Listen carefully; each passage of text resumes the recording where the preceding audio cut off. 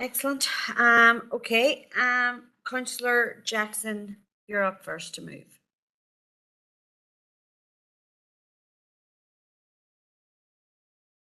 Okay, good.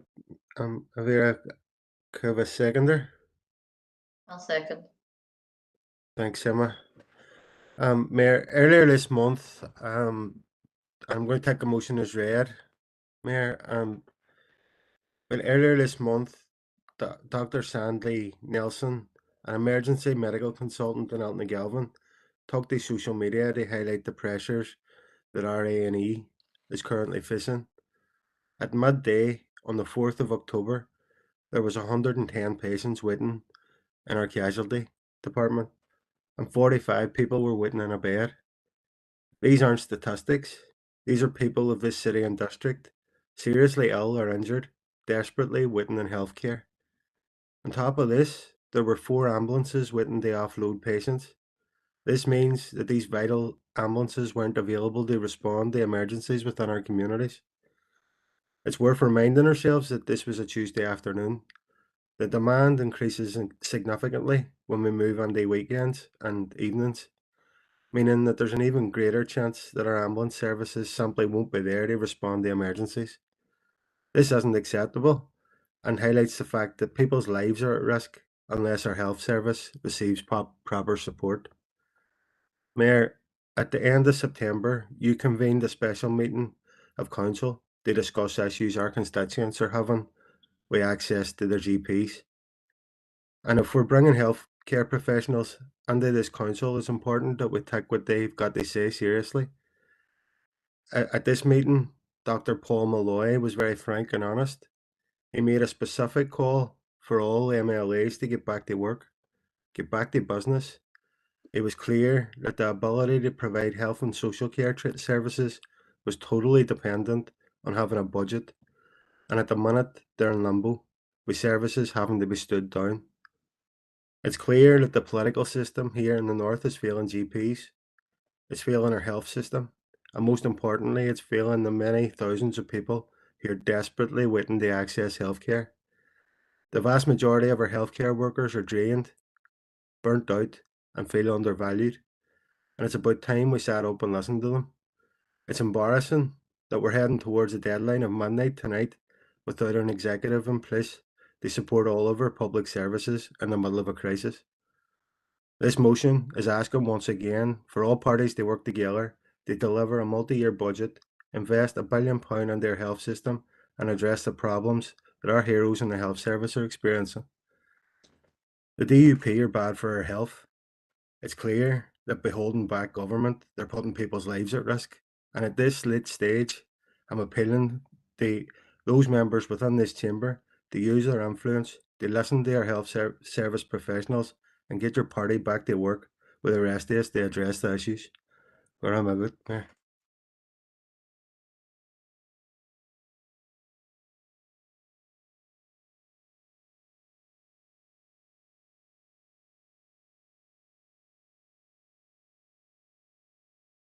Councillor Farrell. Thank you, Mayor, and thanks, Councillor Jackson, for proposing the motion, and happy to support on behalf of the SDLP. And I just want to talk about one statistic which demonstrates the scale of the crisis engulfing our health service. In England, there are 2,646 people waiting over 2 years for treatment or an operation after being referred by a GP. Here in the north, that same waiting list is over 166,000. 166,000 people here are waiting over 2 years for treatment. England has a population of 56 million people, and they have 2,600 people waiting for 2 years.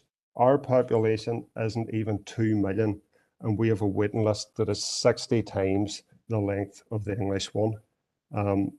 Our health service is broken.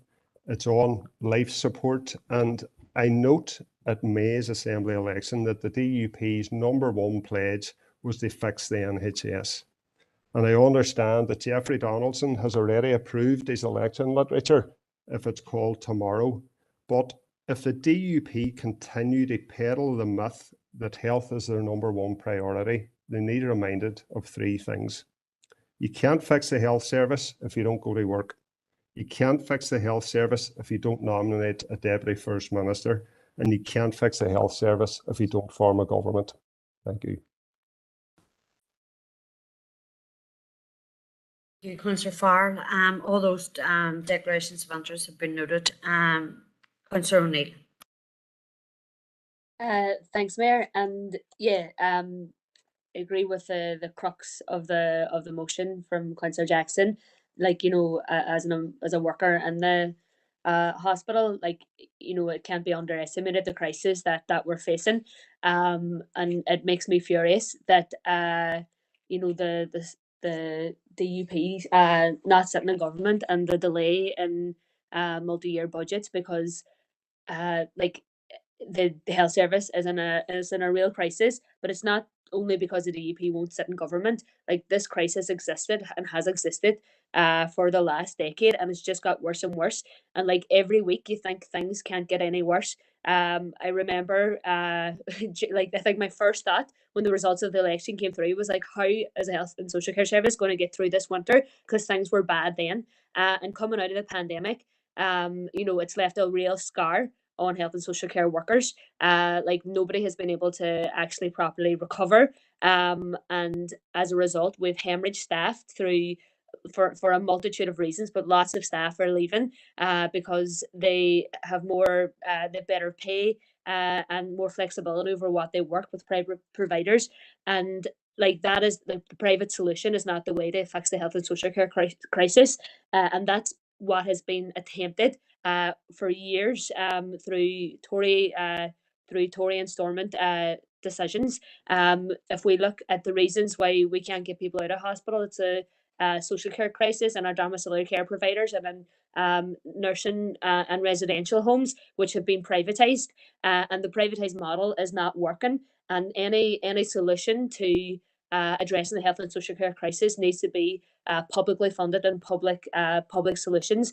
And you know, my Councillor Harkin, he has a motion kind of on a similar crux about the health and social care crisis, but he does address the safe staffing and the pay issues. And once again, staff here and Councillor O'Neill, could you bring your remarks to yeah, close? I'm just saying staff here face pay inequality again when compared to our counterparts in England, Scotland, and Wales. The last time Stormont was apart, it took health and social care workers to strike in order to achieve pay parity. We've lost pay parity again.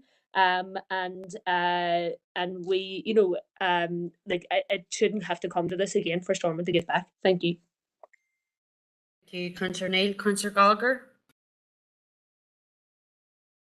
Thanks for letting us on, Mayor. Mayor, I'm not actually sure what actions is in this motion and what it's asking council, but like, I concur with like raising the issue around emergency services in Alnagalvin. I've been under severe stress, and the reason it is under severe stress is there is people that's going to Alnagalvin instead of going to GP services, and they can't get access to GP services, as we've all well know and debated. And there's also people going to A&E because they've been on waiting lists for years, and the outcome of being on waiting list is they're getting symptoms, and the only place they can go is Alnagalvin.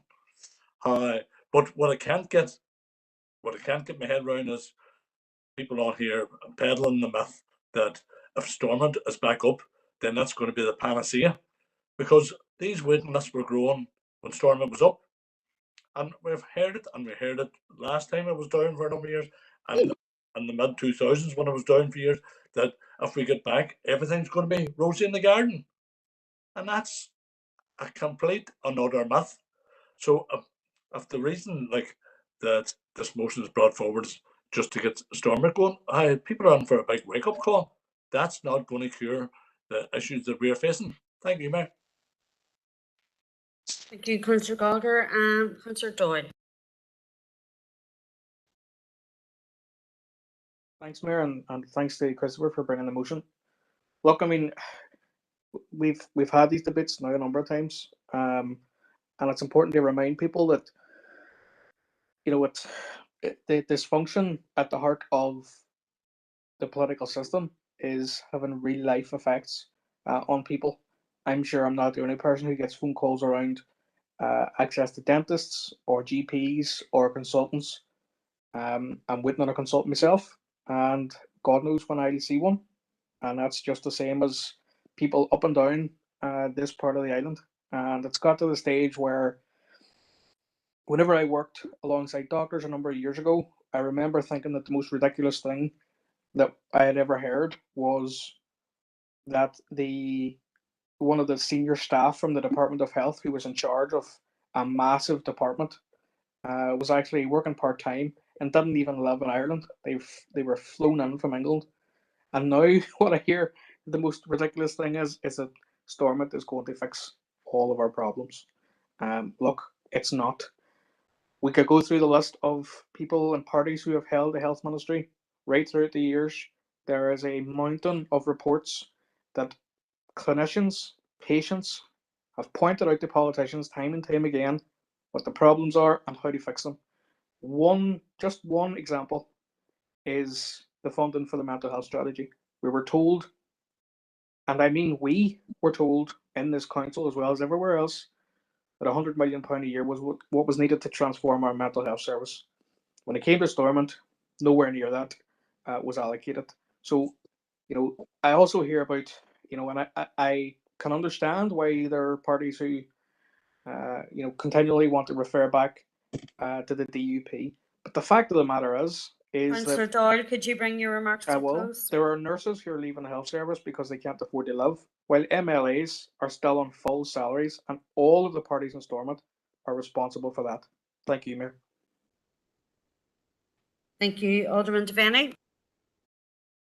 Thank you, Mayor, for allowing me in. And look, our party is on record in supporting the great work that our health staff do and have carried out. And look, over the years of COVID and stuff like that there. But back to fixing the health service. Look, I'm elected since 2005, and the health service was in crisis then, still in crisis. And as we walked through every minister that taken it, there was money through at it to fix it. And I believe it was a sticking plaster exercise. It really never it got us over the hump for 3 or 4 months that there was money. But the health service has been in crisis for probably a decade or two now. And, I think it's hypocritical of Sinn Féin to come on here talking about the DUP get back to Stormont again. And I've reiterated earlier on, they are asking for £1 billion to fix the health service. If that was to come, if we were to ask for that sort of money, I don't believe if Stormont was back tomorrow and everybody seemed to think everything would be rosy in the garden. It's not going to fix every element of everything. But I do believe making the request to the Westminster for the 1 billion. And that's where I would say once again that Sinn Féin should go and take their seats in Westminster instead of dictating to the DUP here about taking their seats in Stormont, because that is where the money is, and that is where the argument should be raised. And look, Mayor, you're well astute of the issues yourself. Over COVID, we thought we listened to the health service every winter as we travelled through COVID, very, very much in difficult circumstances. But look, our party is standing ready. If the issue around the protocol was sorted, we will be back in the Assembly. We have other parties there. The SDLP are continually ranting about the DUP should be back at work. They got their mandate at the last election, a very much a reduced one. They're that reduced that they wouldn't even take their place in the executive. They went into opposition. So we need to be careful what we say. And look, on our mandate, we Alderman did say, Devaney, could you bring your remarks to a close? no, we are standing by our mandate, Mayor. Thanks. Thank you. Alderman McCready. Thanks, Mayor. I support the motion on behalf of the Ulster Unionist Party. And whilst everyone's got mandates and we opened up this discussion with statistics, I just humbly remind every member in here that those statistics are mums and dads, their daughters, their sons, their cousins, their aunties, their uncles, they're old people, they're young people, and everything in between. Yes, some of them might be unionists, nationalists, other, and everything in between. Some might be Protestant or Catholic, Hindu or Muslim, but they're still on the waiting list and they're still our people. So I'm fed up listening about politics and not necessarily prioritizing our people. Our people from all walks of the society are really struggling. And I accept that Stormont may not be the knight in shining armor, and it's easy to throw that out. But it's a starting point, and you're employed and elected by people to represent and speak for these people on matters which are really important, like the health. You know, there's been no Stormont, no speaker. That's not helping. Having no executive to make executive decisions is not helping our people. And in 5 hours' time, Mayor, we won't even have a health minister. So we can say all the platitudes we like about helping people, but we're not really helping people if our actions don't correlate with what we're saying. Yes, we do need a multi-year budget to really not even fix the NHS, is to completely rebuild it and tease out all the issues which are wrong with it and try and put some rights right. But at the centre of that must be our people. So whilst I've enjoyed listening to Sinn Féin being out of government for 3 years, which was wrong, the same way that the DUP being out of government is equally as wrong. I'm bored of the tit for tat and missing out our people at the centre of it. I support the motion. Thank you, Alderman McCready. Councillor Ferguson. Mayor, I couldn't agree with Alderman McCready any more than his last comments there. Absolutely fed up for the tit for tat. When it comes down to it, it comes down to a mother who rang me with a child at nearly 40 degrees temperature, who was told a 7-hour wait in out of hours, was told no chance. There was 40 other people in A&E waiting and had to sit up all night until her GP opened to try and get the GP in. We're talking about, and I have to commend the Mayor, you know yourself, over the last 12 months, my mother has had a transplant thanks to the people in Altnagelvin and the people in the Royal Victoria Hospital in Belfast. The consultants and the teams have been amazing. And they are knackered and they are fed up and they are heartbroken that they cannot help the people that they want to help because they don't have the budget, they don't have the planning, and they don't have the people to make the hard decisions when it comes to the politics behind it all. It's about time we did, like the motion says, come together and actually put meaning behind our words and actually put in place policies that can help rebuild our NHS system and stop with the tit-for-tat politics. This is, like Alderman McCready said, this is mothers, this is fathers, this is cousins, this is aunties. These are people, like my family, who are waiting long periods of time trying to get help for people that they love and who are in a lot of pain. Thank you, Mayor. We're happy to support the motion. Thank you, Councillor Ferguson. Councillor McKinney. Thank you, Mayor, for that. It's really just to highlight what my colleague has said there and what every other speaker has said. You know, we don't need tit for tat. Our health service was way broken before we even had the Good Friday Agreement. Under direct rule, it wasn't given enough money to operate correctly, and it is broken and it needs fixed basically. So I would appeal to all the parties to sit down around the table and work together to fix it. And just to say on what Councillor Doyle said about the mental health, I got a phone call this evening from a friend of mine to tell me his son took his own life. He's 36. Now maybe if our health service and our mental health service had been working correctly and funded correctly, he might be still with us. Thank you. Thank you, Councillor McKinney, and my sincerest condolences to your friend in that tragic news. Folks, on the motion itself, I haven't had anyone speak against it. Can I take the motion as passed? Also moved, Mayor. Oh, sorry. Always forget that. Councillor Jackson, go ahead. Oh, thanks, Mayor. And like yourself, I want to offer our sincere condolences to Councillor McKinney's friend and everybody that's impacted by that tragic news. And I want to thank everybody who voiced support for the motion, and I fully acknowledge that there is no clear actions coming out of this, because the actions that we need is for parties to be working together. And in relation to the myth that Stormont's going to fix everything, I fully accept that. Stormont isn't the answer to all our prayers. We've seen particularly over the last decade, how the Tory party in Westminster have stripped our public services to the bone, and our health service is testament to that. But there is some things that Stormont can do. There's a Bangor report that's sitting within the Department of Health that, if implemented, could help streamline health services across the north, and improve efficiencies.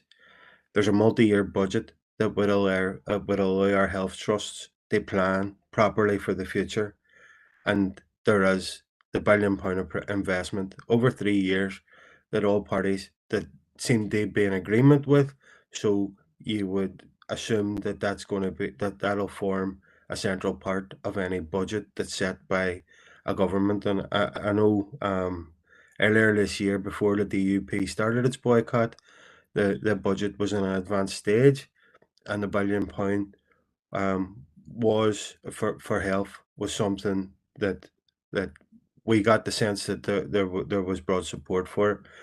In relation to tat for tat, and this because our public services provide services for absolutely everybody.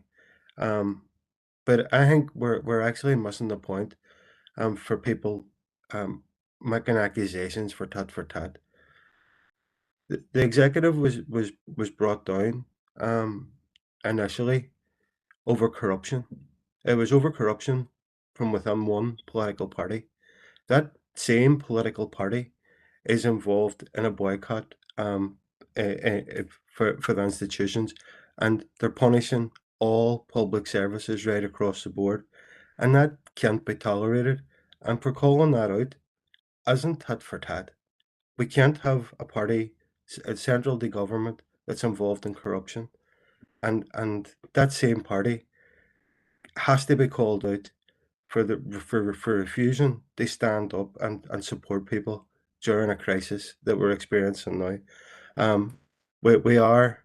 Councillor Jackson. Yep. No, and I'll finish on that point, Mayor. Thank you. Thank you. Thank you, Councillor Jackson, and I do believe that this is unanimous.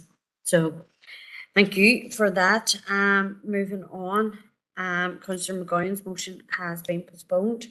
We move then to Councillor Kelly. Thanks, Mayor. Could I second that motion, Mayor? Thank you, Michaela. Thanks, Michaela, and thanks, Mayor. And I'll take the motion as on the screen. That's okay. Thank you.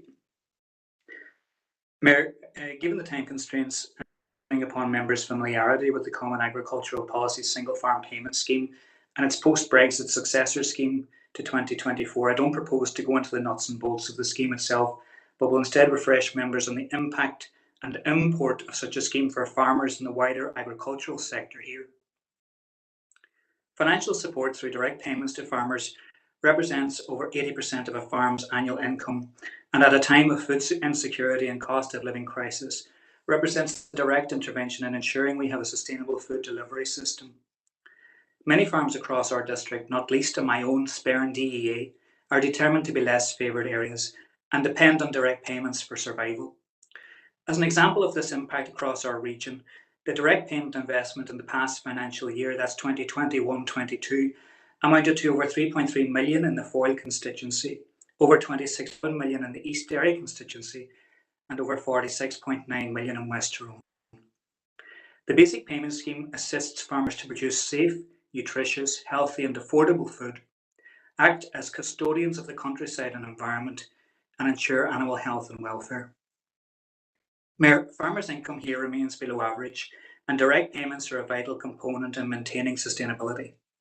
The most recent Farm and Business Income data for 2020-21 gives a breakdown on how important this scheme is for our farm incomes. And for anyone unsure, the calculations come from a model based on both including and excluding direct payments. The data highlights just how dependent most local farms are on a basic payment scheme.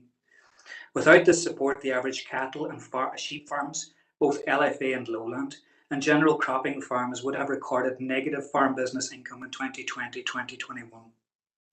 Given this context, the basic payment scheme has been central to farm sustainability and by extension, and this is critical for people who are not as familiar with the rural economy, food production.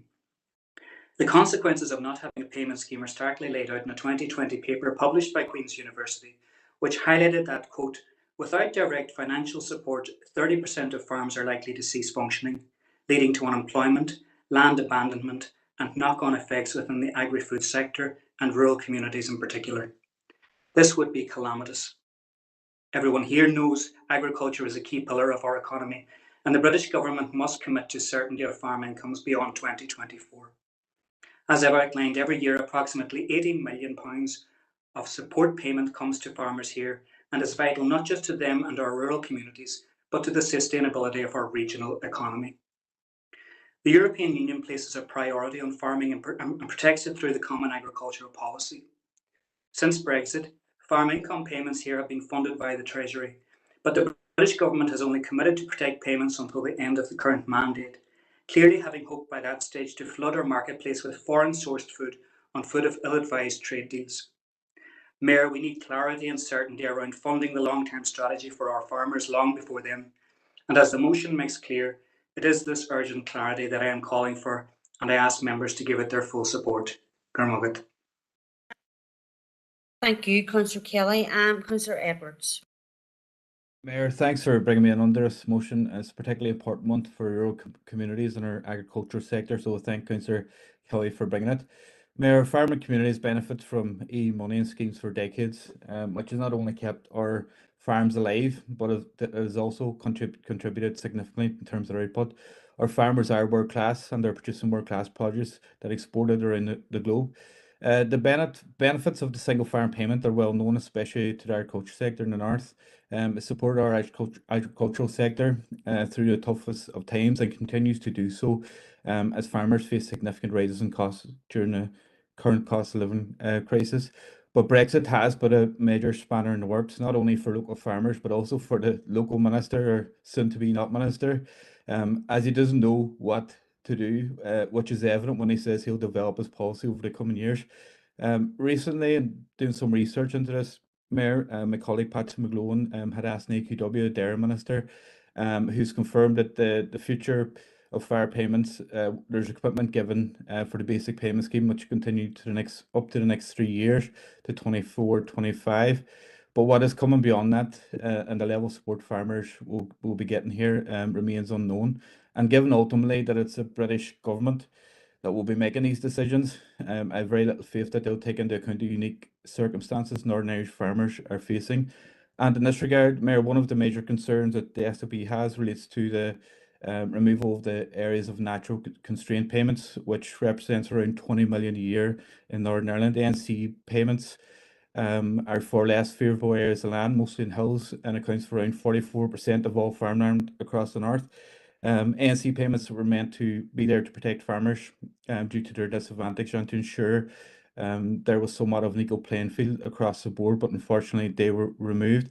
And while farmers in the south have in recent weeks received over 180 million euro in ANC payments, those in the north are received nothing.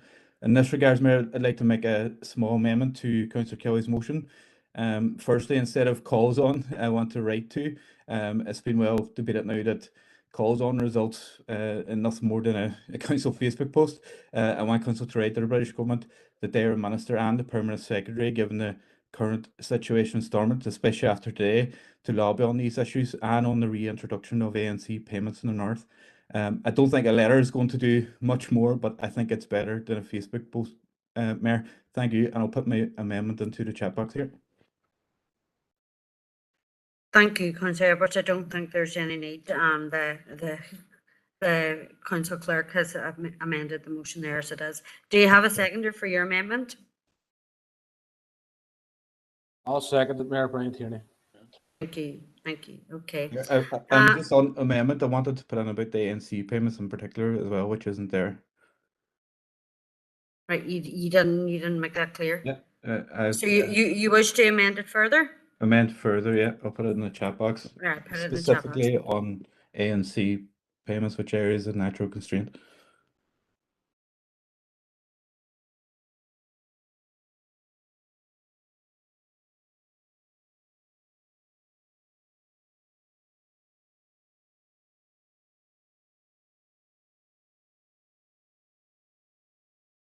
Okay, I'm assuming that Councillor Tierney is seconding the whole lot?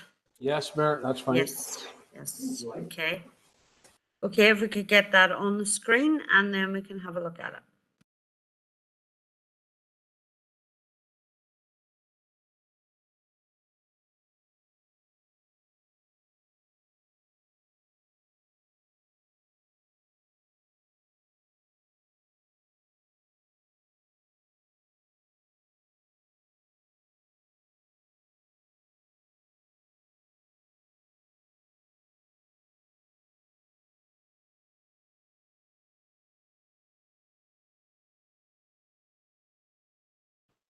While we're waiting to get that on the screen, I will see if Alderman Kerrigan is happy enough to speak on the motion and the amendment. Mayor, thank you very much, and thank Alderman Devaney for putting it in. I've had to go and lift the cub from football, so I'm on the mobile, so I don't have the chat box facility, and I'm not able to see the amendment. But from what I've heard there stated by Councillor Edwards, I don't see any major issue. And again, a letter can be wrote to the various individuals. As I say, there's no problem with it. Mayor, in regards to, as has been mentioned as well by Councillor Kelly, you know, the whole point of subsidy is for the cheaper production of food. And I know that you're all finding it, everyone's finding that they're even going and getting 2-litre cartons of milk. How it has jumped from, you could have got two for £2 and then £2.50, now it's £3. But again, it's the cost involved in it. And again, I would be minded from having my experience of dealing with members of the farming community. You know, I would say if it wasn't for the subsidies, there would be 90%, maybe more, of farms that are solely in regarding farming, not with another source of income, that wouldn't be profitable. They wouldn't be profitable. So those subsidies are there, and I know it has been raised about EU money, but again, at the stage when it was coming in as EU money, there was a lot of British taxpayers pumping money into it as well, so it was the UK money coming back again. But it's the state that subsidies are required, and again, we have had the issue. We had very good talk that came in from the Farmers Union in regards to what was going to be done, and there were some councillors were very much in favour of all of these climate change controls being implemented and forced upon the farming community, which would have seen livestock reduced by 85%. And I mean, you could see how profitable, there'd be no farms profitable at that stage at all if you dropped from 100 milk cows to 15. So, but Mayor, it's definitely a thing. And even the basic payment, as it is now referred to rather than single farm payment, that was only a 5-year term. So, again, it has to be looked at, and there will be more environmental. It's the price of fertiliser, it's the price of all the goods. Everything is so expensive in the farming industry. And yes, there is a slightly better price in milk, there's a slightly better price for your lamb, for your beef, but it's a cost involved as well, it's massive. So, Mayor, I have no issue, and we're content enough to support, and anything that we can do to support the farmers and the agricultural community, which is vital right across our city and district, well, the district, we'll put it that way. Mayor, we're content to support it, and any clarification that can be got. But again, if we, I don't mind, but I don't want to amend it any further. If we were to maybe to even write to the like of the Farmers Union and take their view on it as well, but I'm not precious on that point. But content enough to support the motion and the amendment as it stands, Mayor. Thank you. Thank you, Alderman Kerrigan. Councillor O'Neill, are you happy to speak on the amendment as well? Yeah, happy to speak to it all, thanks. So people before profit are happy to support this motion. I think looking at food sustainability is incredibly important. Farming communities, I can't remember the specific statistic, but it might have been 1 in 10 a few years ago were already living in poverty, and I think it's 2/3 of farming families have to subsidise our food further by working part-time. They have part-time jobs, so at the end of the day, right now we don't have a sustainable agricultural model, and the Going for Growth strategy that was championed by DAERA for years was a real threat, in particular to small family farms who really do rely on the single farm payments, and who are most at risk from this uncertainty. So I think we really do need to look at agricultural sustainability in a way that actually supports small family farms to thrive, because that is the most sustainable model. But at the moment, our own government policy is to cut the number of small farms and develop more big industrial agricultural farms. And when we look at where is a lot of the money going, we see the massive profits from corporate processors and from corporate supermarkets. And Moy Park being one of those mega rich companies who are benefiting from our current agricultural model. So we're happy to support the motion. I think we need to do all we can to support farmers, and particularly small family farmers, to be sustainable. But we also do need to look at our own agricultural policy in order to ensure sustainability. Thank you. Thank you, Councillor Neal. Councillor McKinney. Thank you, Chair, for letting me in. I live in a hill farming community, although I'm not a farmer myself. I do have 6 ducks, mind you. But and I speak to many of my neighbours, and most of them, in fact, all of them have got second jobs, whether it be driving, or could be labouring or anything, to bring an income in. And when they bring the income in, it just helps them to break even on the farming side of life.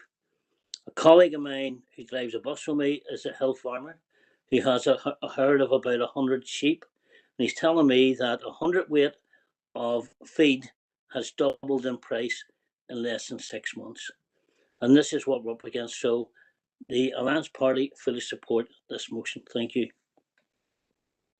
Thank you, Councillor McKinney. Alderman McCready. Thanks, Mayor. Yeah, we support the motion and any amendments on screen.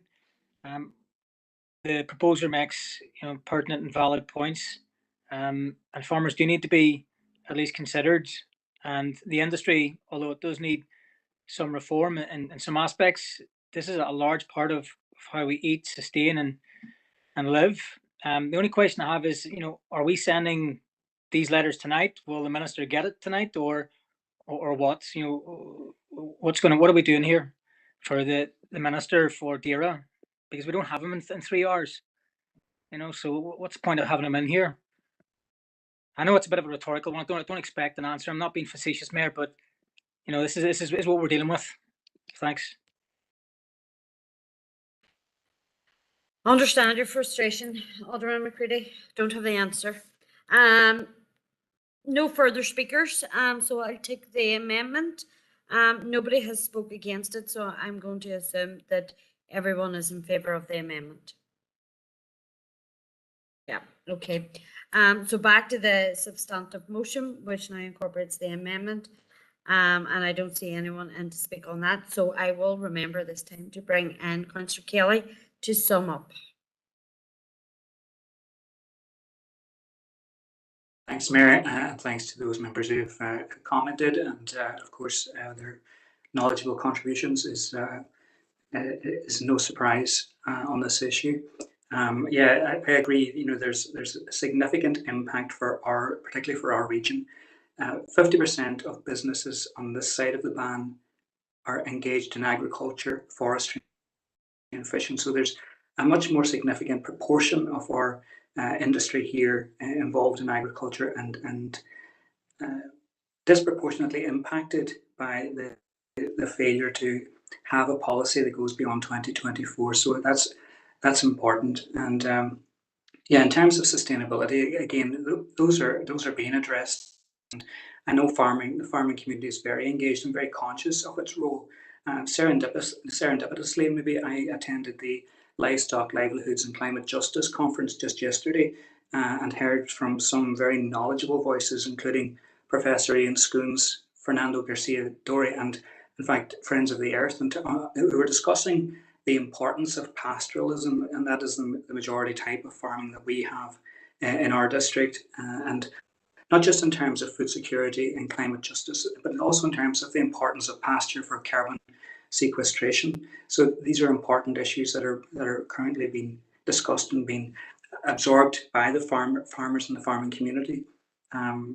So welcome. Just in terms of the money, you know, and the UK money coming in, you know, when it was we were in the EU, we were told it was EU money. Now we're out of the EU, we're told it was the UK money. But I would just refer the member to the comments by the MP for East Antrim, who was campaigning for pre-Brexit, that you know, this is our money.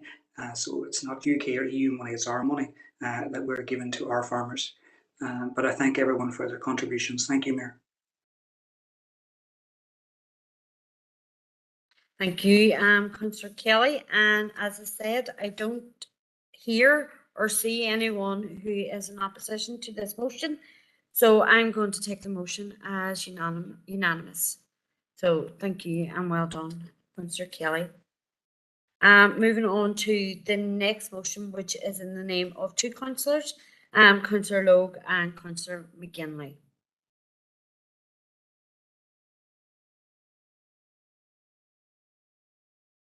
Get that on the screen.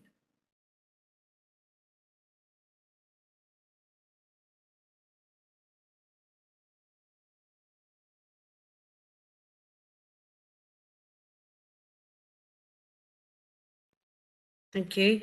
Councillor Logue and Councillor McGinley, I don't know who's going to speak first. I'm assuming it's Councillor Logue.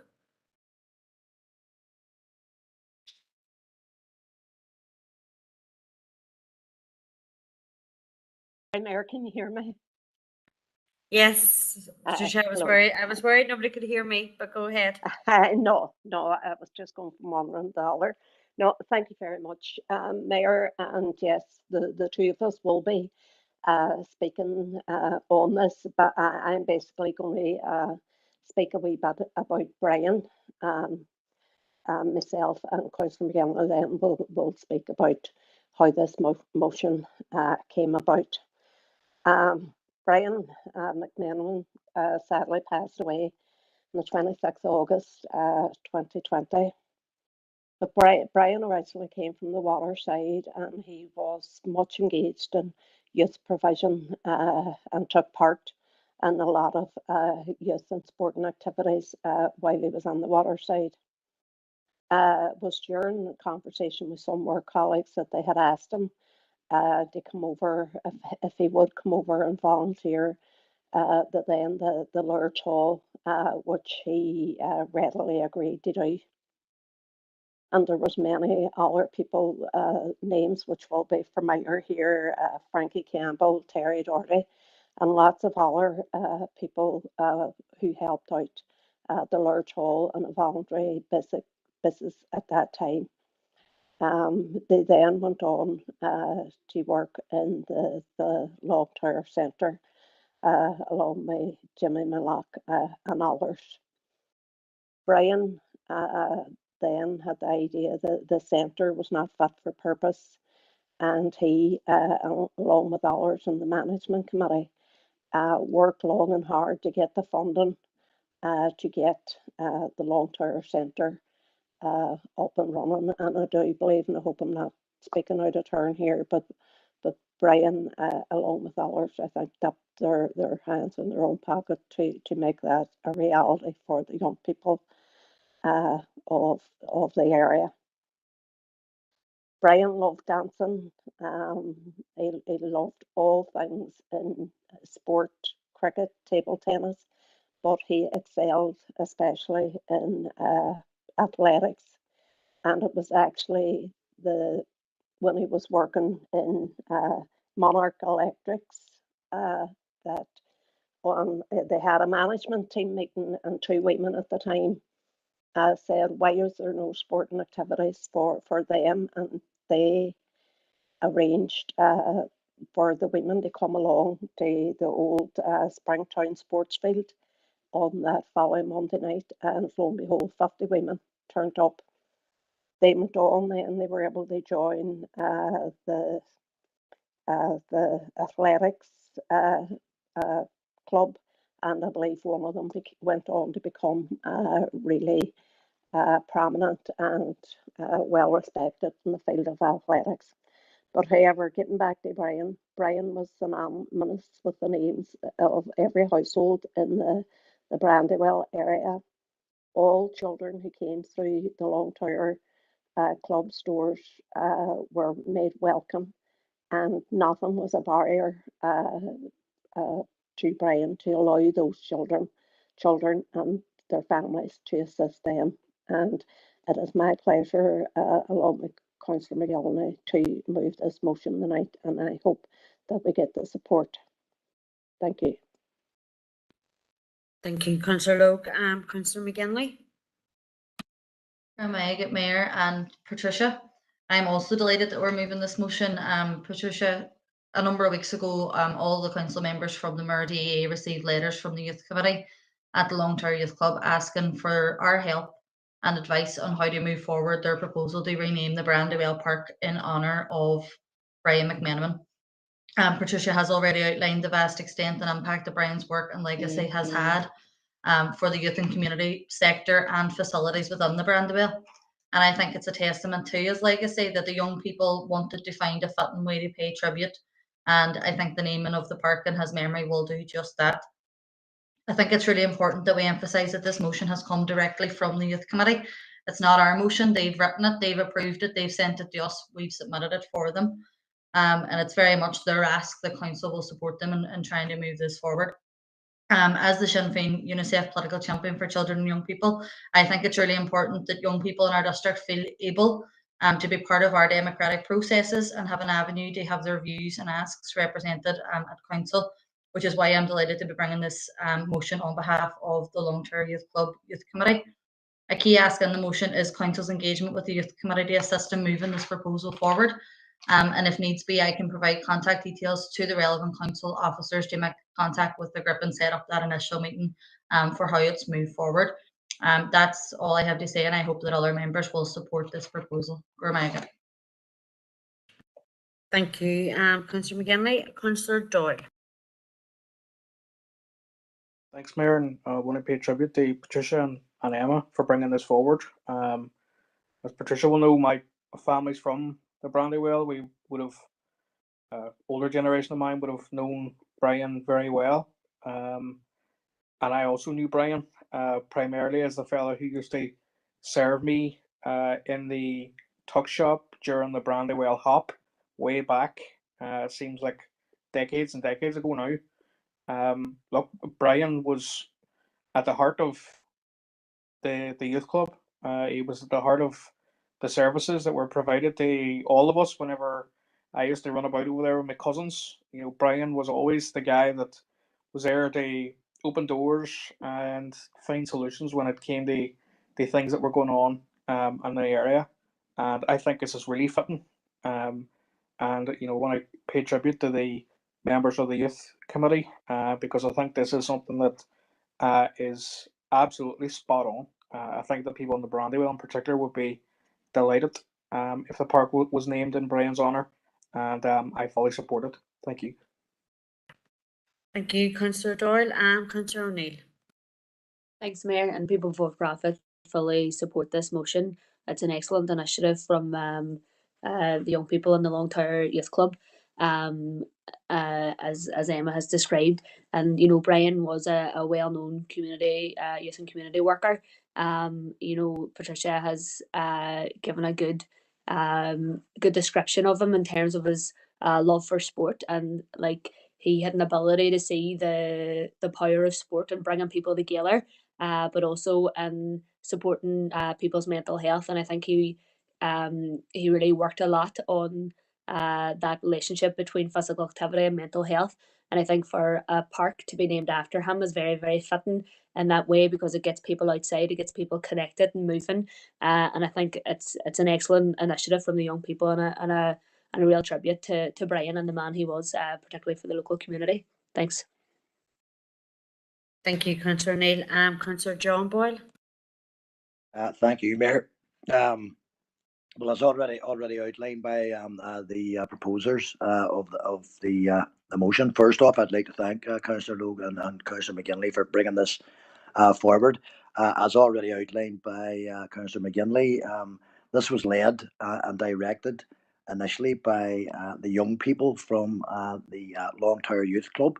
And again, I think I'd like to reflect on that, because this is young people leading, this is young people taking the initiative. And us oldies, I suppose, in a sense, we're supporting them, but really it's their idea, and of course it's entirely appropriate that we support their idea. As everybody's already outlined, Brian, he dedicated 40 years of his life to enriching the lives of what could only be described as thousands of young people. And this recognition would be, would be much more than simply just appropriate. It's an absolutely brilliant idea, and I look forward to the opportunity that we would give the Long-Term Youth Club Youth Committee to speak to council officers in relation to the motion in front of us. He dedicated practically every moment of his life to development of that youth club, the Long-Term Youth Club. I know he's very, very sadly missed, clearly very sadly missed by his family, but he's very sadly missed as well right throughout the community, particularly in the Brandywell. As I said, the SDLP clearly, we'd be more than delighted to support this particular motion. We have other examples of parks being named after youth leaders here in our city. I think very specifically, obviously, the John Oak Clifford Park at Bull Park, as it used to be known. So I look forward to progressing with the idea. Congratulate the young people, and hopefully in the not too distant future we'll see Brian's name emblazoned on the park. It's more than well deserved. Thanks, Mayor. Thank you, Councillor Boyd. Councillor McKinney. Thank you again, Mayor, for letting me in. Really, we bear with us a second here, sorry. We fully support and we're happy to hear it's coming from the young people of the area that are pushing it through. But I'm just looking clarity really on the motion. I'm on the asset naming group, and I've seen from the papers that are coming out for tomorrow, it's on the proposals. Is it the intention that it should go through the asset naming group asset naming group's system, where they're brought up in front of the group to discuss, or is that being bypassed straight to council? I was just a bit of clarity on that, but we support the motion. Thank you, Councillor McKinney. I'll get some clarity on that in a second. Alderman Guy. Mayor, I would appreciate if you seek the clarity now, because it was something like along them lines I was going to ask as well. Just that is the normal process that it goes through the asset naming working group. And I'm just looking at the wording of this motion, and I can't work out that's what they're trying to actually say. So we've had a clarity on it, and a question too. And it's just, I'm not sure who Brian McMenamin was. Excuse me for but can I ask, was Brian McMenamin and his brothers actually from Scale? Because I think that might actually know who they are. If I could put a clarity in that as well. I'm going to bring in the city solicitor in terms of the process, and then I have no idea. Yeah, thank you, Mayor. Yes, this would then go, if the motion is passed, this will go into the asset naming working group. Thanks for that clarity. Could Patricia, maybe could you clarify that? It was just when he says he was from the water side. Yeah. I see Patricia's in the chat box, and I wouldn't normally bring her back in at this stage, but I will in this instance because I don't know. Well, to be honest with you now, he was from the water side, and when I visited his wake, his home was just adjacent to Scale, so I would presume we're talking about the same person. I think it is. I think a taxi on his brothers. So that's right. I was just wondering there, just for clarity. Right. And also, I just want to say, when Emma and myself met the young people, we did advise them that this was a process, that it would have to go through the asset naming group and go out to consultation. So sorry if it is not clear within the motion, but we know it has to go through the proper process, and that's what we advise the young people as well. This was only the start of the journey. Thank you. No problem. Thank you for the clarity. Thank you. Yes, thank you, Patricia, for the clarification, and thank you to the solicitor as well around that. I'm just wondering if Patricia or Emma, you wish to sum up, because there's no one speaking against this. But just before you sum up, I just want to say that I was also contacted by the youth group. As mayor, they emailed me, and I have put out an invitation to meet them just to discuss it. I didn't know Brian. I wasn't aware of him, but from everyone that I talked to, they tell me he was a great man and he did so much for the local community, and particularly the Long Tower Youth Club. So I do think it's very fitting. So Patricia or Emma, are you going to sum up? Patricia? I would just come in here, Mayor. Thanks. Look, I just want to thank everybody who spoke in support of this motion, and I do know hopefully it will be brought to a successful conclusion. The people living in the Brandywell, Bogside, Bishop Street, Foyle Road especially will know Brian, but Brian will have been known further afield as well. And given this has come from the young people of that youth club, I do think it's even more fitting, and his family will be delighted. So thank you all very much for your support.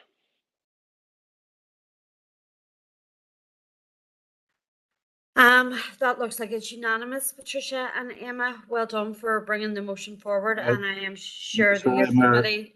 Sorry, Mayor, as a member of the asset naming working group, I think I would need to abstain at this stage. Thank you. Okay, that's noted. Apart from that abstention? Nope, everybody else is in favour. Congratulations on the motion. I think it is. It's a great motion. Sorry, Mayor, it's okay as it is. Mayor, sorry to interrupt you. My apologies. Would I have to abstain then because I'm a member of the asset working group? There's no requirement to abstain. It's a personal choice, but there is absolutely no requirement for anyone to abstain on this motion. That's okay. I support the motion. Thank you. Okay, thank you. So again, congratulations on the motion, and it's a great motion when we bring forward things that are directly coming from the community, particularly when they come from young people. So well done again. Folks, it is now just after 8 p.m. So we'll take another short comfort break. Maybe come back here. It's just going on to 5 past. So we take 20 minutes and come back at 25 past. Okay, thank you.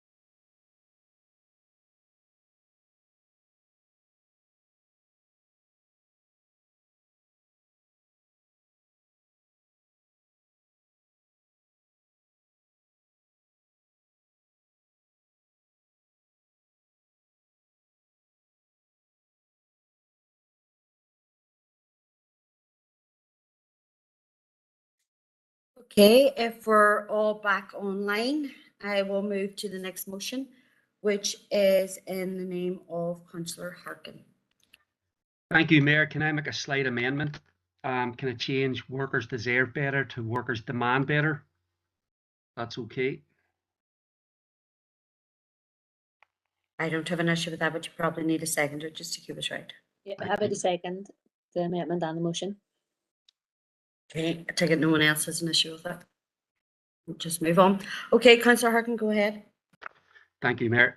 Look, Westminster and Stormont have spent years now undermining the health service here, and we're seeing the fruits of that now. And as we previously discussed, our health service is in crisis. And instead of listening to workers and health advocates about how to protect the health service and save it, instead, Westminster and Stormont have listened to people who want to turn health into a site for profiteering. And this is really why we have a crisis. So people aren't lying down and just taking this. Many people right now are trying to fight back and do something about it. We have a government in Westminster that wants to see an American-style healthcare system, and we have Stormont that isn't able to do anything because of the DUP's reckless boycott. I think when we ask the question, how did we get here? We have to answer it. And because sometimes it seems like this just happened by accident. The healthcare crisis happened by accident. It didn't. It happened because of privatization. It happened because of years of undermining safe staffing. It happened because of years of not paying and treating workers fairly and properly. And these are the reasons why we have a massive healthcare crisis right now with the future of our health service in doubt. So what can we do? I think we should start as a council by making it very clear that we back the health and social care workers who are demanding above inflation pay increases and are planning to take industrial action if they're forced to do that. And that's happening right now, right across the north, as people will see. If people don't know, there are regular protests now by all our unions at Altnagelvin who have united to protect workers, to demand better pay, and to protect the health service, and to demand safe staffing. The Workers Demand Better campaign is about giving a voice to all the workers who are trying to stand up now and do what government has failed to do, which is protect them and protect public services, and make sure workers aren't the ones that are punished as a result of inflation caused by corporate profiteering. So these are the things that we think our council can do to show support for these struggles that can save our health service. If people want to hear directly from health service workers, I would propose that they attend the Workers Demand Better launch, which is happening here in Derry on November 9th at Hollywell. And that's where you'll hear directly from the president of Unison. That's where you'll hear from rank and file workers who are in the health service, who are talking about the problems they face, the solutions that are possible, and the struggles that they're involved in right now for decent pay and for safe staffing. So there are things that we as a council can do, even though we don't have a government, and that's focused right now on backing the Workers Demand Better campaign and backing the demands by all our health and social care workers for better pay. Thank you, Mayor. Thank you, Councillor Harkin, and Councillor Need has seconded your motion and is declaring them just at the same time. Councillor McKinney? Yes, Mayor, I have one slight amendment I'd like to put in there, please, if I may. I believe the clerk knows which amendment it is. If they could just put it in there, please, for me. It's one word, basically.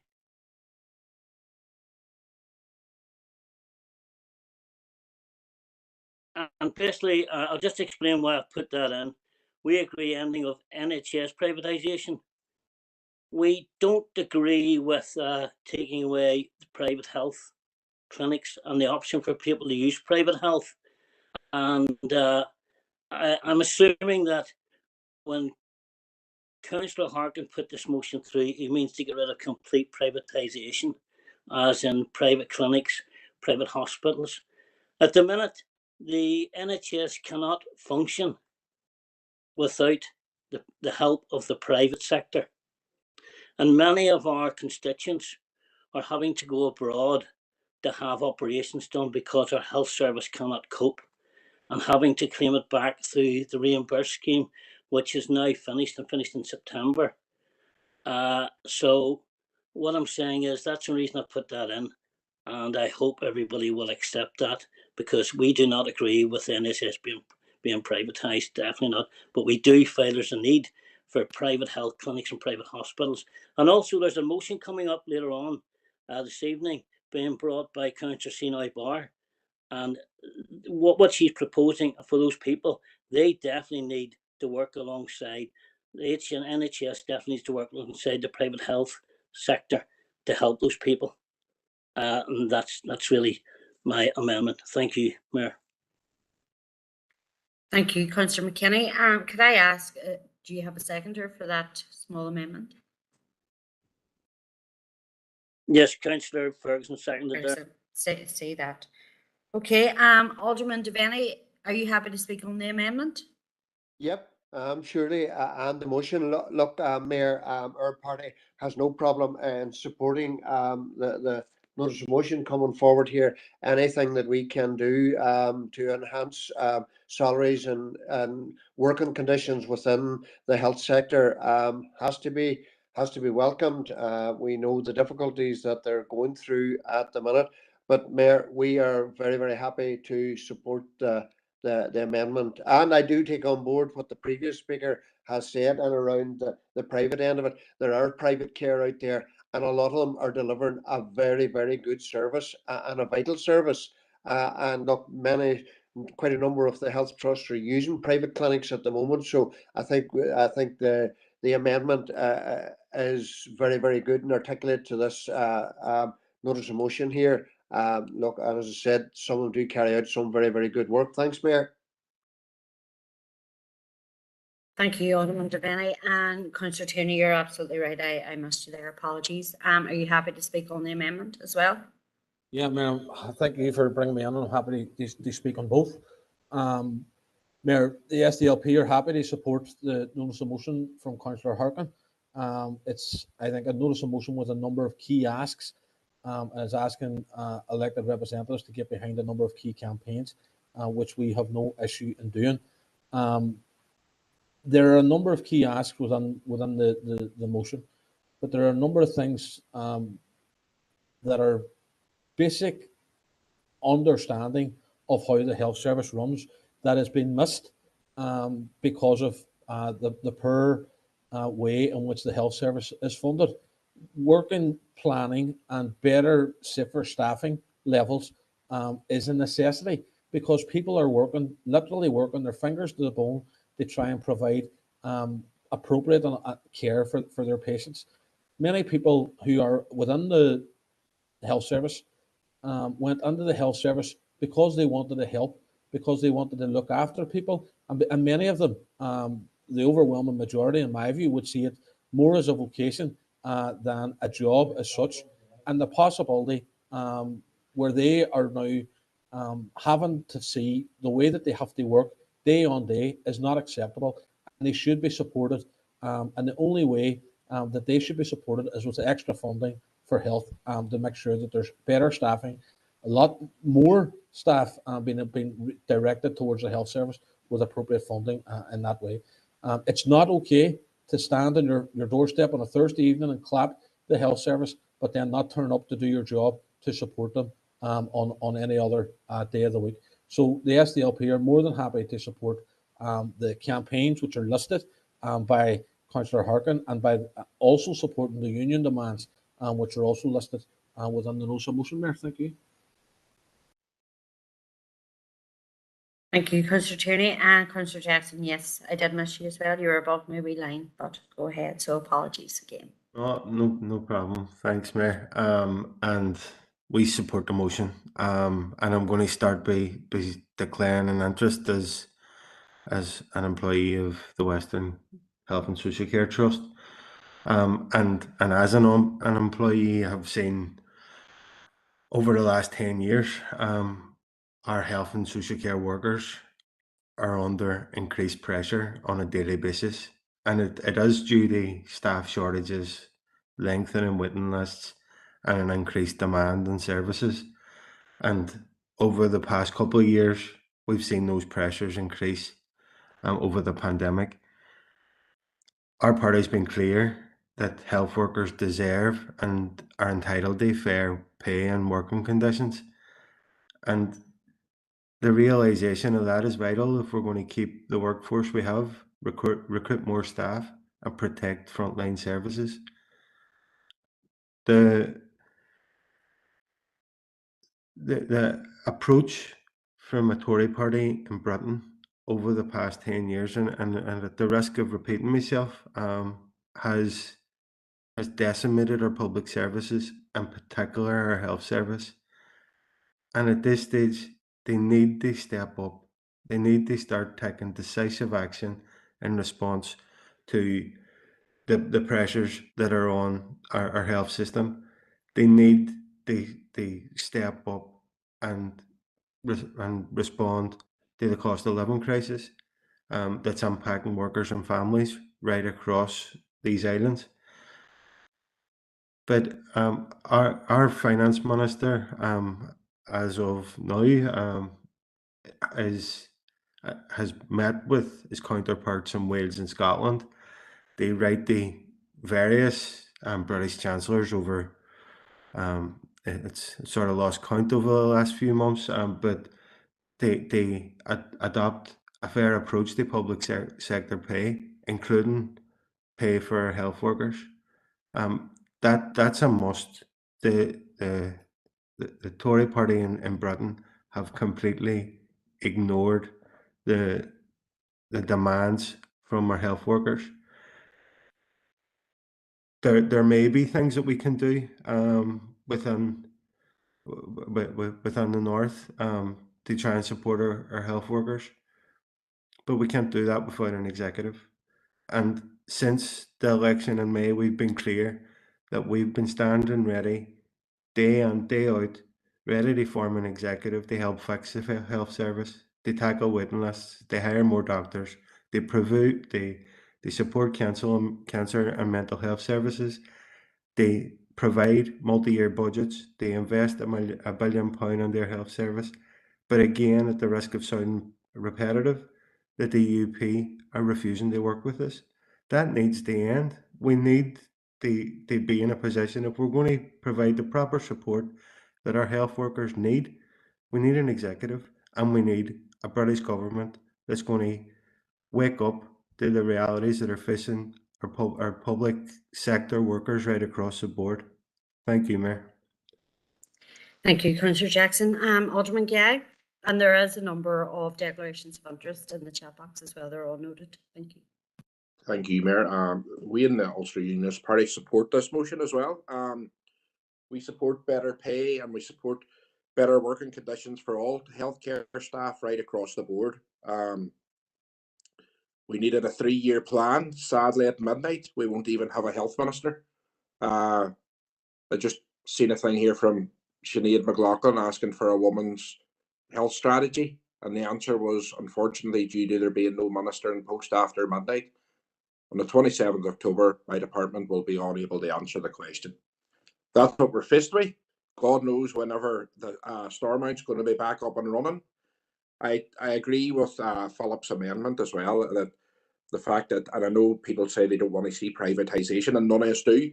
The healthcare service should be free from the cradle, as they say. But when they were sending them to private clinics, they try and cut down on the waiting lists. That was unnecessary. That had to be used. So they have to remain in place so that we can continue to cut them waiting lists. But sadly, there's going to be no budget or anything now, so we don't know where we're going with this, and it looks bleak, and our health service is going to be in a lot worse position over these next few months because nobody knows what's in front of us. Thanks, Mayor. Thank you, Alderman Guy. I have no further speakers in the chat box. So I'm going to leave it for a second to see if there's any opposition to the amendment. Oh. Okay, so the amendment passes and it now becomes a substantive motion. And I'll wait and see if anyone wishes to speak against it or speak to the substantive motion. Good tonight. Okay, no further speakers. So Councillor Harkin, if you would like to come back in to sum up. Thanks, Mayor, and thanks everybody for their support and the points that everyone has made that help strengthen the motion. And look, you know, we can talk about working together. We can talk about the need to have a functioning government, but the reality is, unless we change the way government treats the health service, the crisis that's there is only going to get worse. And what I mean is, privatisation is a existential threat to the health service, because if you look at what we have right now, we have massive agencies right across the health service that are making huge amounts of money and disrupting workforce planning. We have lots of private care homes that are making millions in terms of profits. We have the growth of the private hospital industry, that where more and more people, even if they can't afford it because of waiting lists, are going to them. So there is healthcare here has already become a massive site for profiteering, and that is draining money away from the health service as a publicly funded health service, free at the point of service for everybody right across our society. So the people that are fighting hardest to protect the health service are our health and social care workers, and that's what's happened. They went out to strike in 2019 for fair pay and safe staffing. They are having to go back out on strike right now for fair pay and safe staffing. And the crisis between 2019 and today has only got worse. So I think now the key for political parties is that they need to follow the lead of the trade union movement. They have to follow the leadership of our nurses and all our other health and social care workers. They are the frontline defenders of the health service. They're not just people who provide day-to-day care for people. They are now the key group and core group of people, I believe, that are going to, if we can, protect the health service in the future. So I would encourage people to back the strikes if they happen, and join the Workers Demand Better launch here in Derry on November 9th. Thank you, Mayor. Thank you, Councillor Harkin. I believe that this is another unanimous motion. Yep, nobody's coming in to argue any other way, so that motion is passed, Councillor Harkin. Thank you. Next motion is in the name of Councillor O'Neill.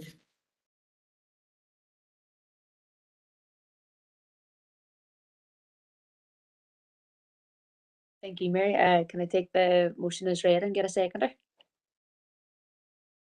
Thanks. Councillor Cusack there just seconded. So go ahead, Councillor O'Neill. That's great.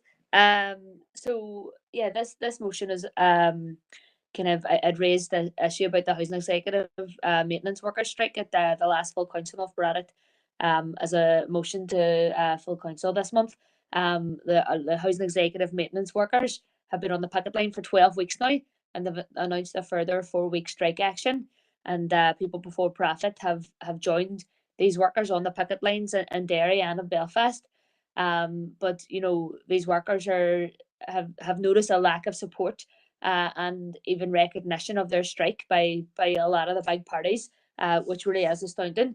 You know, given that the housing executive, it's an organisation that plays a vital role that we, you know, want to preserve and expand to end the housing crisis. Like we fought for the housing executive, you know, from the civil rights movement, and central to protecting the housing executive is making sure its workforce is treated fairly, just like the NHS. Housing executive maintenance workers deserve to be treated with respect and dignity. And like, you know, these are workers that continue to work during the pandemic, maintaining people's homes and communities. And they've been offered an insulting 1.75% pay offer, which, you know, in reality is a pay cut given the rise of inflation.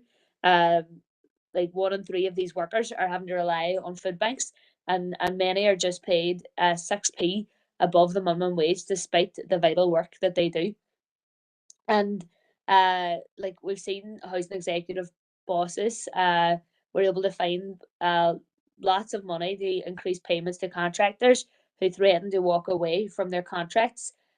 So they can find this money for the workers. We know that the money is there. And you know, we need to call on the Department for Communities Minister, who really should have been, you know, getting off her hands long ago and intervening directly with the housing executive to make sure these workers' demands for a cost of living pay increase are met.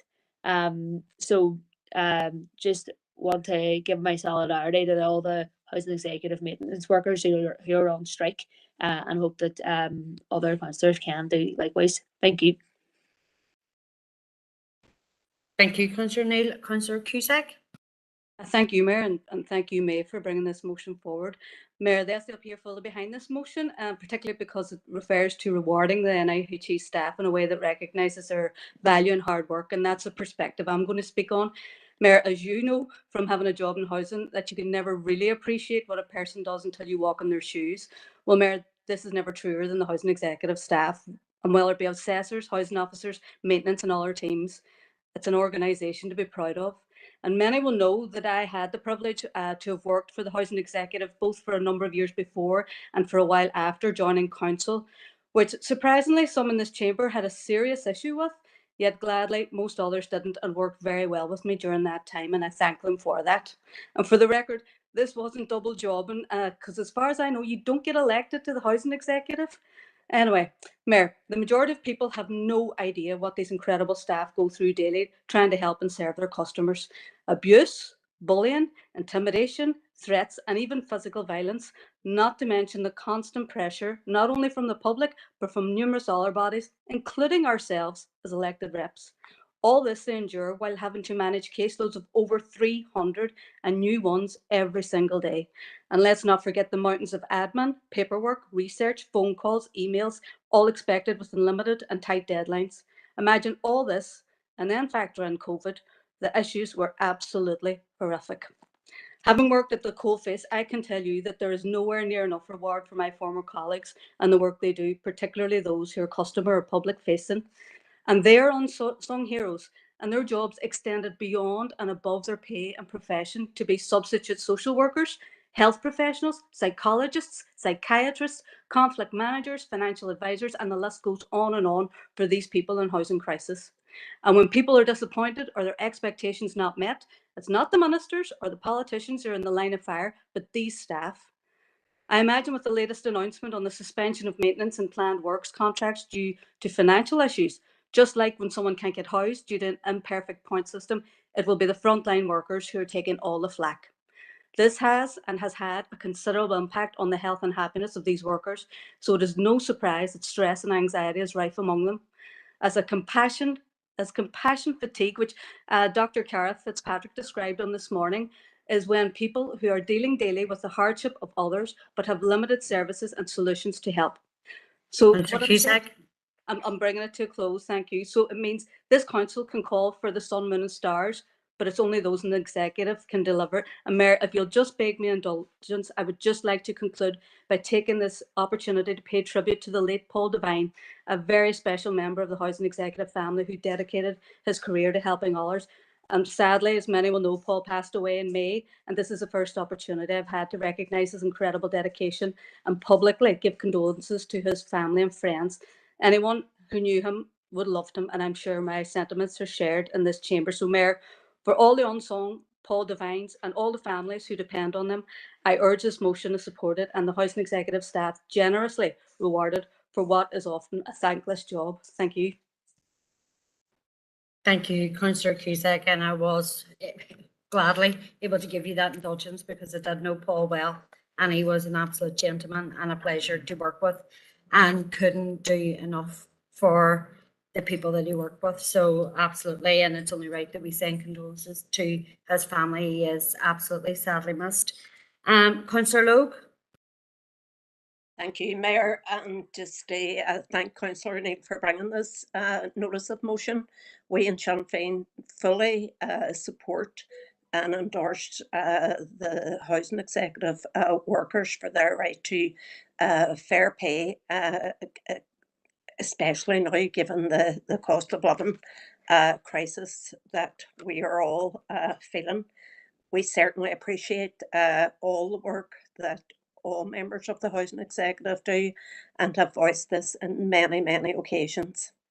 And just as a point of clarity, I do know that Councillor Neal did say in her speaking notes about the absence of bigger parties. I do happen to know that I was in the office a week or two ago, and party colleagues of mine had returned from going to actually stand with the workers, where they believed they were there until 12 o'clock, and when they arrived, there was no one there. Now, I do know that they were going to make contact with representatives of the workers just to advise of our support, but we certainly did make the effort to go there. As I said at the start, we fully support this motion. I do know that the unions, NIPSA and Unite, have met with the DFC Minister Deirdre Hardy, and she too supports the workers' right to a fair and decent living wage. I am aware that it was explained to the unions that without a working and functioning executive, that she could not on her own change the executive pay policy. And that was at the bottom of her points that she had to make, that while she supports the workers getting this pay increase, without a functioning executive, this pay policy could not be changed. However, I am also aware that Deirdre has written to the housing executive requesting that a swift agreement with the unions and the workers be brought as quickly as could be within the parameters of the existing policy. Thank you very much. Thank you, Councillor Lowe. Councillor Ferguson. Thank you, Mayor, and thank you to Councillor Neal for bringing this motion. And can I just firstly state by saying the housing executive maintenance workers absolutely have Alliance's solidarity.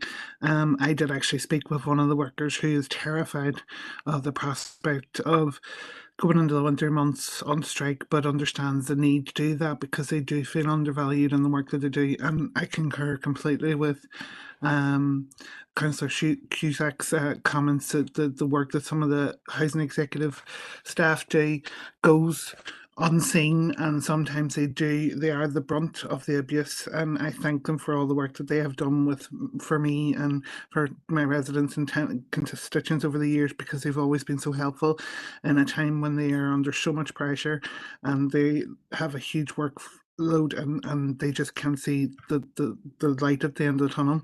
Mayor, I'm really concerned that when it comes to when I've reached out to talk to my party colleagues in respects of this and trying to get support through to make sure that a deal is reached, I've been under the understanding that it would have to be approved by the minister, and unfortunately after tonight we don't have a minister in place to approve it. I know Councillor Logue has talked about within the parameters of the policy, and that policy can't be changed, but even if it was within inside the parameters, we don't have a minister from midnight tonight, and I'm really concerned for these workers. So I just want to reiterate that fully support this motion, fully support the campaign, and fully support the workers, because I see day in, day out the great work that they do and the amount of pressure that they're currently in, and it does go unrewarded at this current moment. So thank you, Mayor.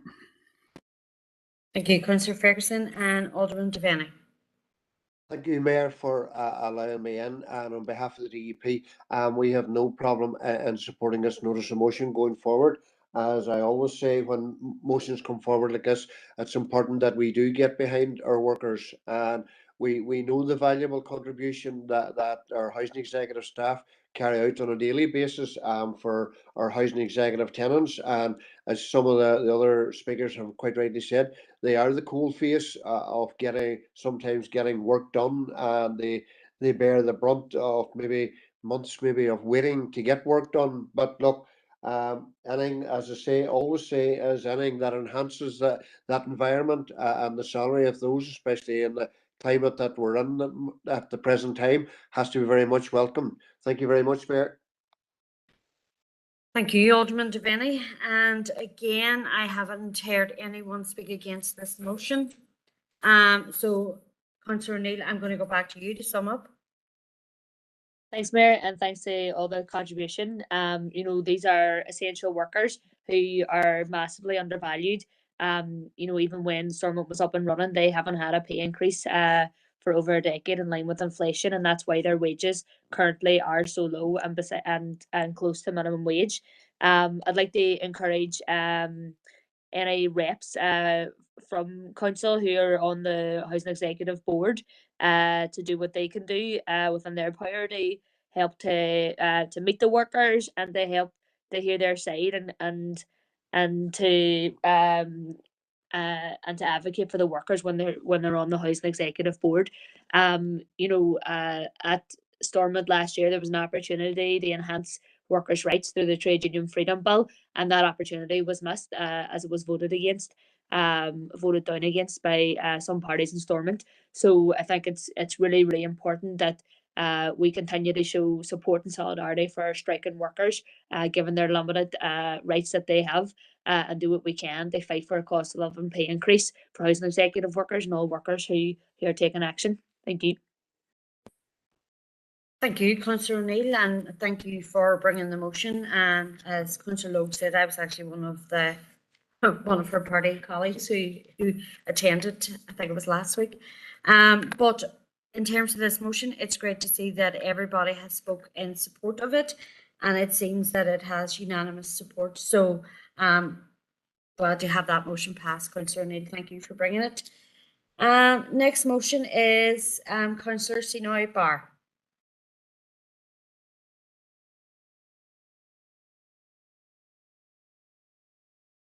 Thanks, Mayor, and I'll take the motion as displayed on the screen.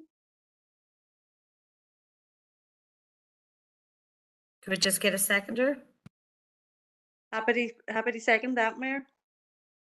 Thank you, Councillor Cusack. Okay, Councillor Sinoy Barr, go ahead. The issue of fertility and access to adequate support and treatment is a very sensitive, emotive, and important issue. The 3-cycle of IVF on the NHS is one which the SDLP fought to secure as part of the New Decade New Approach Agreement, and I want to pay tribute to my colleague Mark H. Duncan for making this issue one of his priority. Mark tabled Assembly motions to ensure this promise is delivered. Sadly, to date, we have seen a new decade, but some old approach. We cannot avoid to deny the fact that the progress on making 3 cycles of IVF treatment available on the NHS, as per the National Institute for Health and Care Excellence guideline, has been prevented and slowed down immeasurably due to the fact that we did not have an assembly for 3 years, further impact by the COVID pandemic and subsequent DUP boycott on institutions.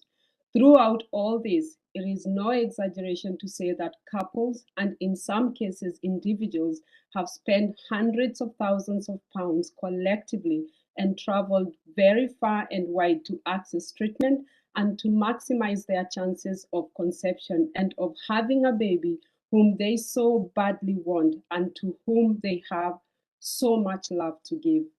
People have fallen into debt throughout borrowing money, remortgaging their homes, and putting themselves under massive financial pressures. It is not only financial pressures that people are under. This whole process puts pressures on relationships. Many people who have been through or are waiting on this treatment under the current process have relayed to me their feelings of failure and incompleteness.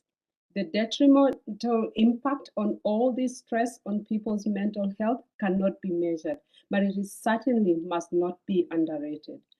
A lot of work has been done on the issue, and I commend, as this motion does, those organizations that have worked so hard to keep this issue on our agenda, to keep it in the public domain, and to ensure political support. I also commend the work that they have done to support people. They are there for people, to advise them, to direct them, to encourage them, and to consult them. They are there for people as at the worst of times, and I have seen that in my constituency. I pay particular tribute to Fairness in Fertility.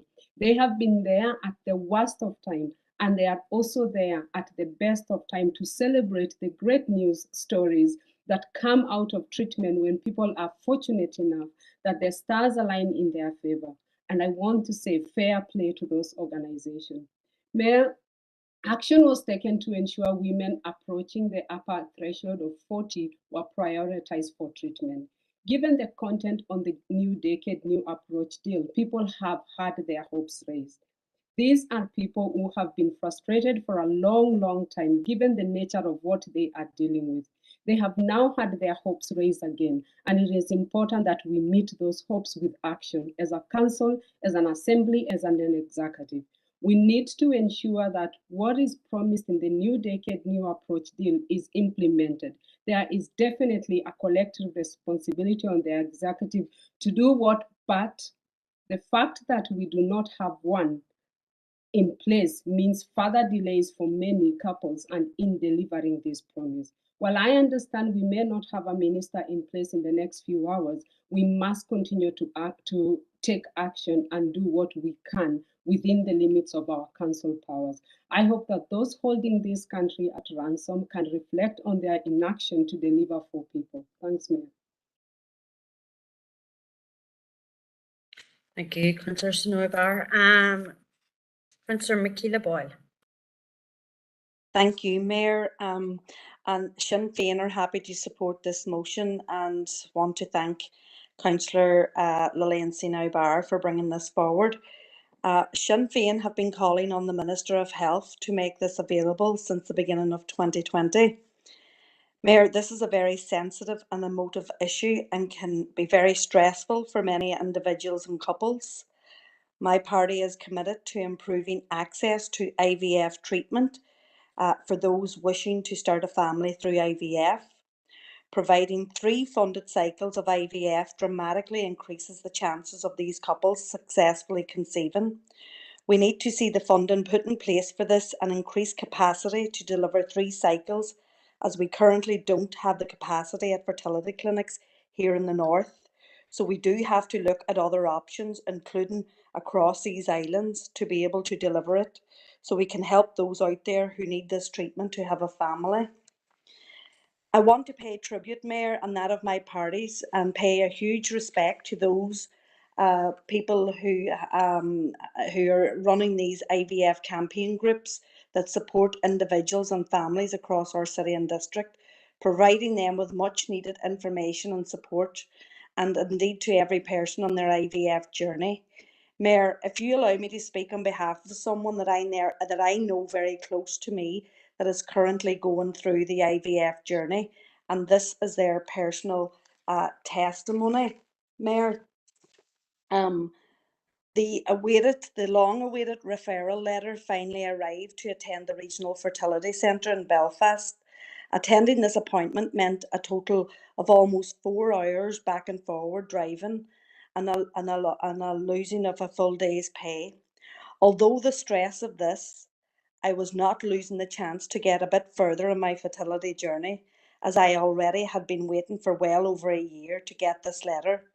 Another stressful 5 months on from this appointment, I have been placed on a waiting list with thankfully no further investigations needed. Counting myself as one of the lucky ones, and it is not always straightforward for other women with fertility issues who I've been personally speaking to that need those further investigations. I use the word straightforward, even though it has been far from that. Nearly 2 years waiting to be placed on the NHS waiting list, whilst paying privately throughout this waiting for myself for scans and to get results and for other things that I needed to do to make this happen. To make it fast forward and things a bit quicker for me to be added onto that list. It is now a further 12 months waiting for any treatment to begin, if I'm lucky. The waiting has taken over my life and that of my partners. It has challenged us in many ways. The added frustration, stress and anguish from the waiting times has put our lives on hold. These past 3 years, we have lived a life of waiting, and the waiting continues. Thank you, Mayor. Thank you, Councillor Boyle. Councillor O'Neill. Thanks, Mayor, and People Before Profit support this motion.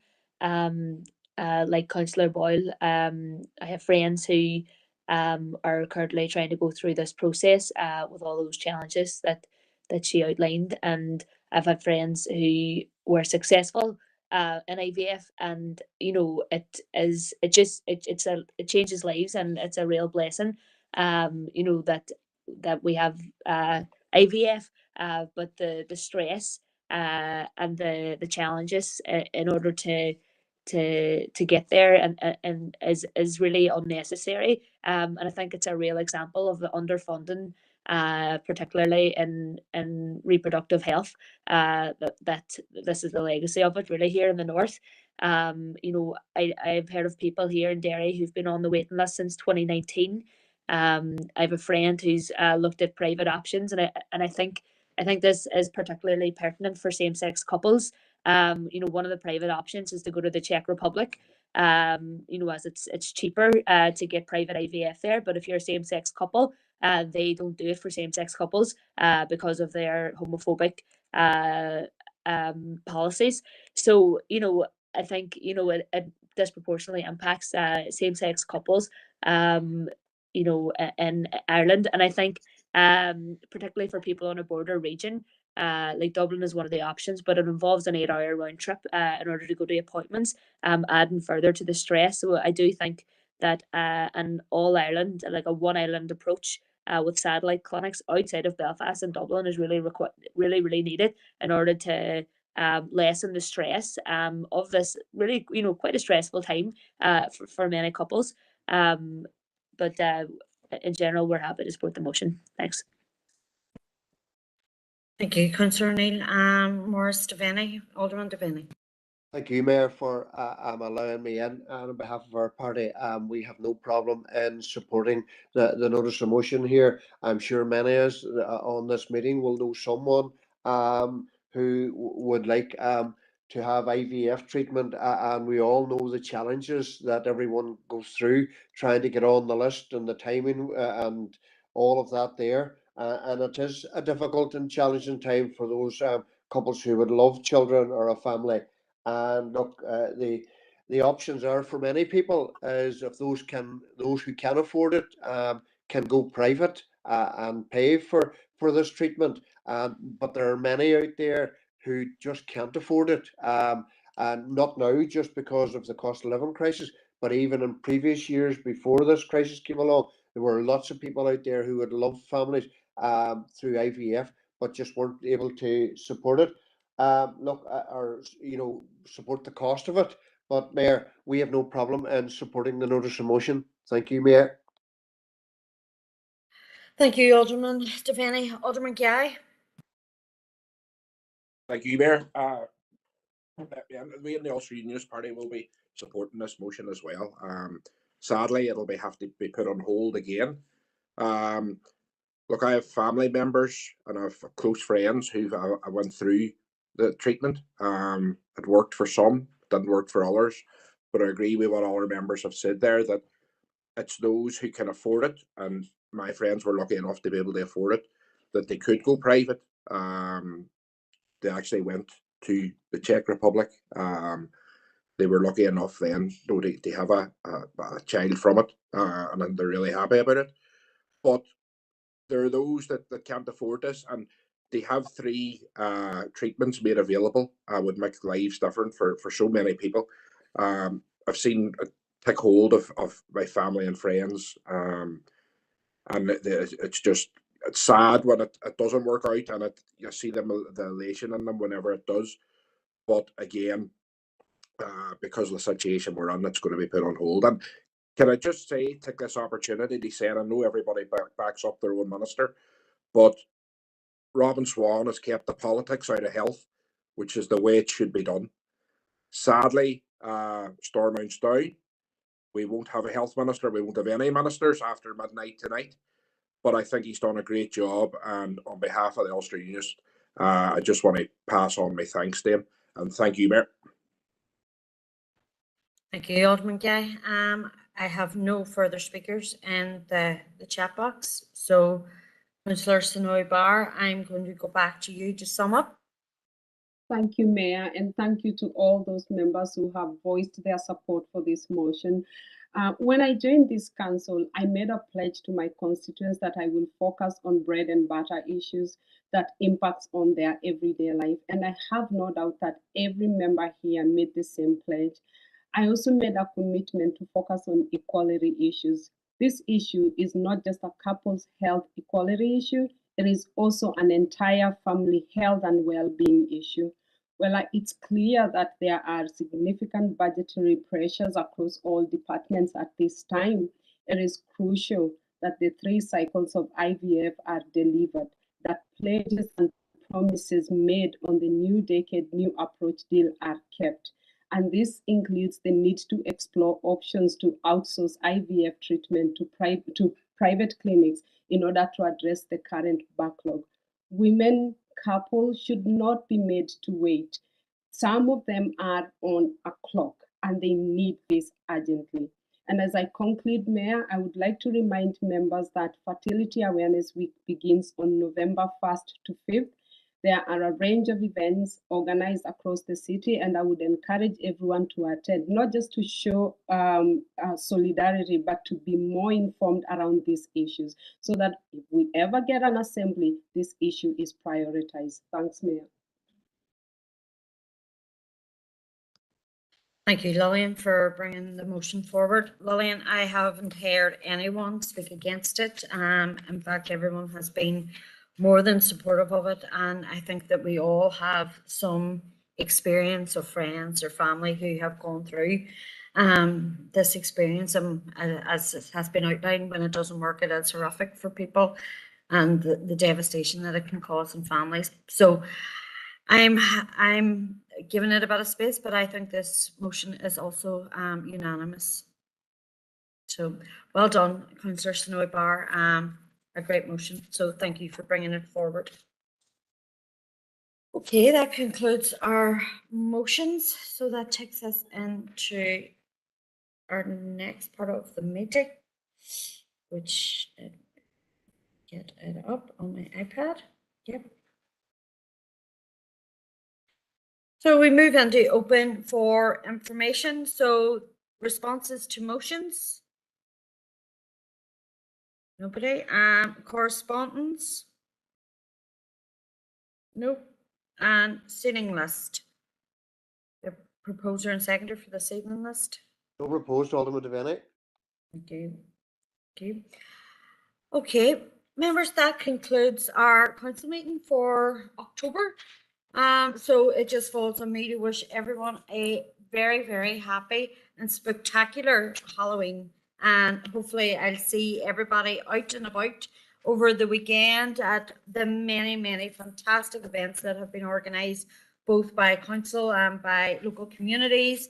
There's so much on. So hopefully I'll see some of you around the Guildhall Square for markets or the awakening of the walls or the fireworks. So folks, enjoy the weekend and stay safe. Don't forget Castleberg Apple Fair tomorrow. Oh, absolutely. Thank you, Mayor. Thank you, Mayor. Thank you, Mayor. Thank you, Mayor.